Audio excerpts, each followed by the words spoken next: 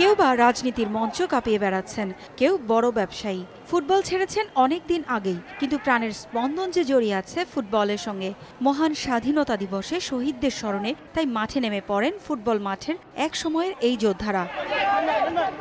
লাল ও সবুজ এই দুই দলে ভাগ হয়ে খেলেন সোনালী সময়ের সেনানীরা। বাফুফের আর্টিফিশিয়াল টার্ফ পরিণত হয় সাবেকদের মিলন মেলায়। প্রতি বছর এই আয়োজন তাদের একটু সময়ের জন্য হলেও এনে দেয় এক হওয়ার সুযোগ।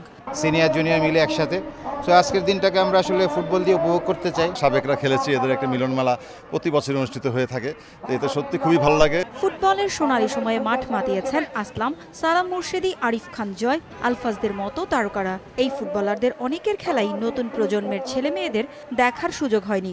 ম্যাচের আয়োজনটা যদি বঙ্গবন্ধু স্টেডিয়ামে করা হতো তবে হয়তো অনেকেই দেখার সুযোগ পেত সাবেক ফুটবলারদের এই ম্যাচ।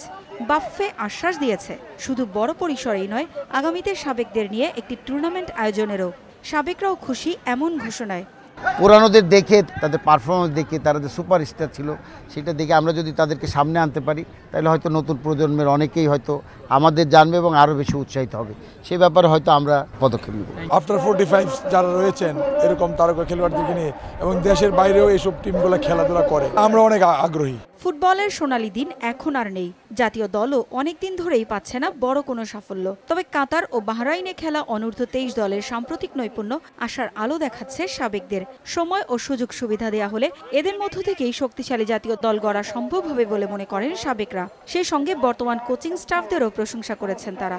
আস্তে আস্তে অনেক ইয়াং প্লেয়ার আসছে, এরা এই আমাদের যে অভাবটা এরা পূরণ করতে পারবে আমার বিশ্বাস। প্ল্যানিং যদি থাকে আমাদের ফুটবল ফেডারেশনের বা ক্লাবগুলির, তাহলে 4-5 বছরের একটা ভালো রেজাল্ট পাবেন। জেমিডে এবং জেবিডের যে কোচিং স্টাফ আছে তাদের অবশ্যই এখানে তারা কৃতিত্বের দাবি রাখে, কারণ তারা টিমটাকে আসলে সংগঠিত করেছে। প্রীতি ম্যাচে টাই ব্রেকারে 3-2 গোলে সবুজ দলের কাছে হেরেছে লাল দল।